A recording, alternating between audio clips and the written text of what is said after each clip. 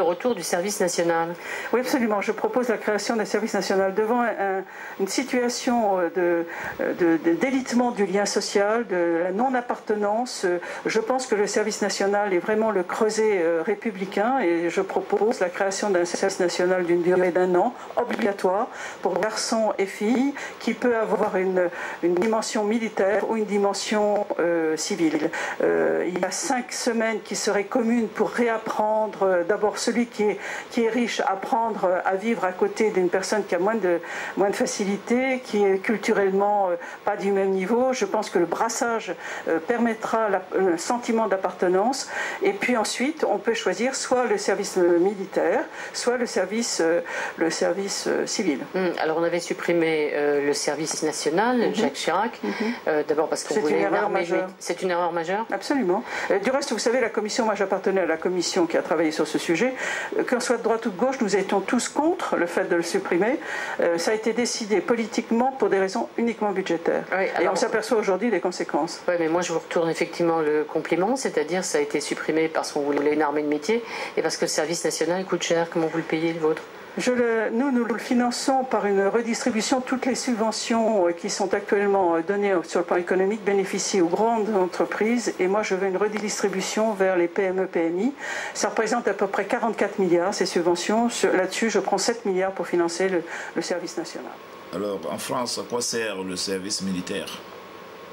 Il a été instauré pour aider les jeunes à s'insérer dans la société, à mieux connaître leur pays, de voyager, d'apprendre à vivre en groupe et d'apprendre des exercices de survie.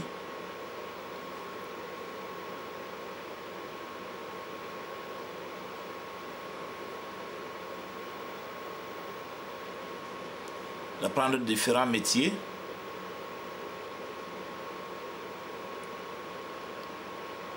différents sports qui peuvent leur sauver la vie, d'aider à des travaux communautaires de diverses natures. Donc le service militaire, ce n'est pas seulement pour apprendre à tirer au fusil, c'est apprendre des différents métiers de la vie de tous les jours, le permis de conduire notamment,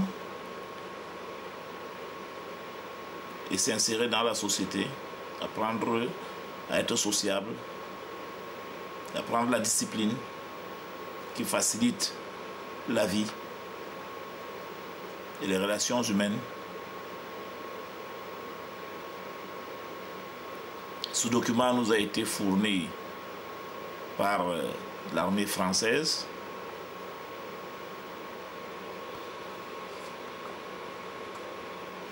Bien entendu, nous remercions les services de l'armée française pour ce document.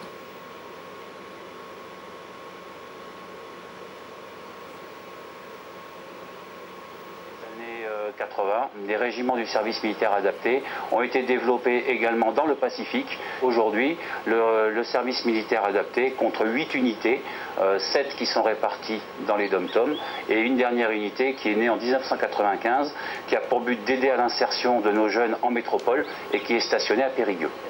Malgré la suspension de la conscription, le SMA a été maintenu pour continuer sa mission d'insertion sociale et professionnelle.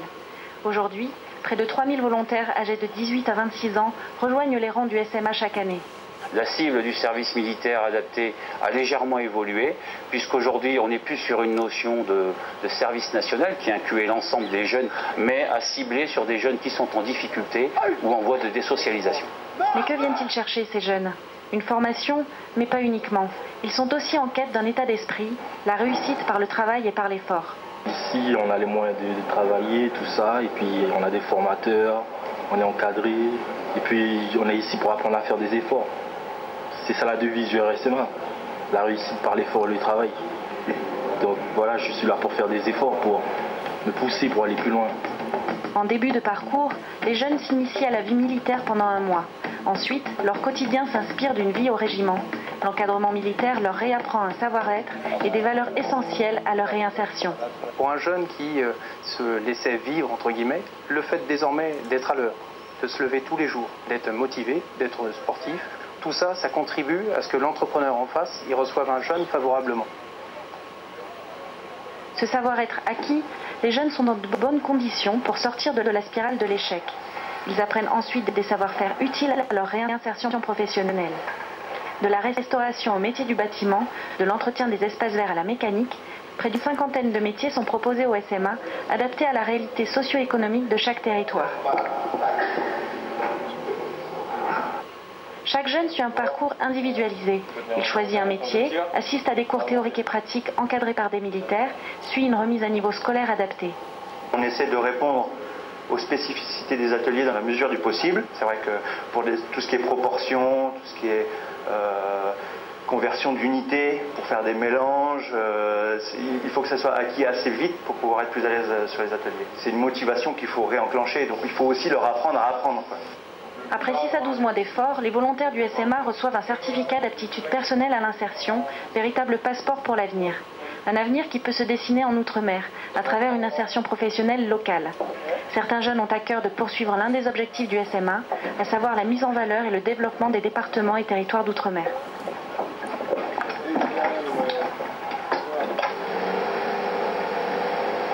La formation d'aide guide accompagnateur a pour but de former des jeunes stagiaires dans le métier de guidage, d'accompagner des petits groupes en forêt amazonienne, expliquer un petit peu la faune et la flore du plateau des Guyanes, la spécificité de ce milieu-là.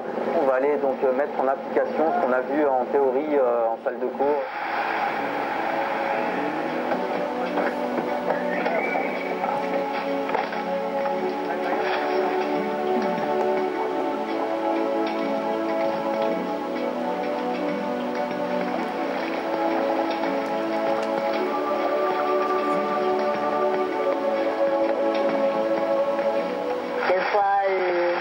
On nous pose des questions sur les armes, si on connaît ou pas. Et ceux qu'on ne connaît pas, ils nous expliquent. Il faut dire qu'on est en formation, donc il ne sait pas tout qu'on connaît vraiment.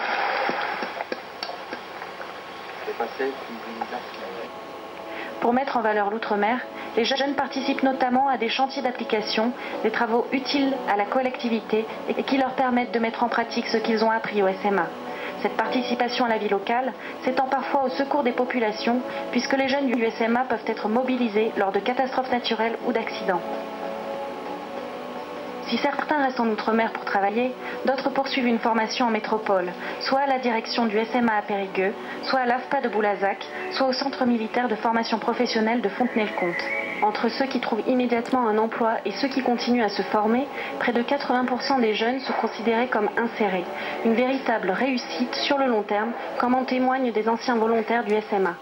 Sans le SMA, je pense que mon chemin n'aurait été pas comme ça aujourd'hui, chef d'entreprise, plus de 30 salariés, et ça fait 20 ans que je suis à la place, et sans le SMA, je pense que je n'aurais pas arrivé là aujourd'hui. En 2009, le président de la République a annoncé le projet SMA 6000, c'est-à-dire le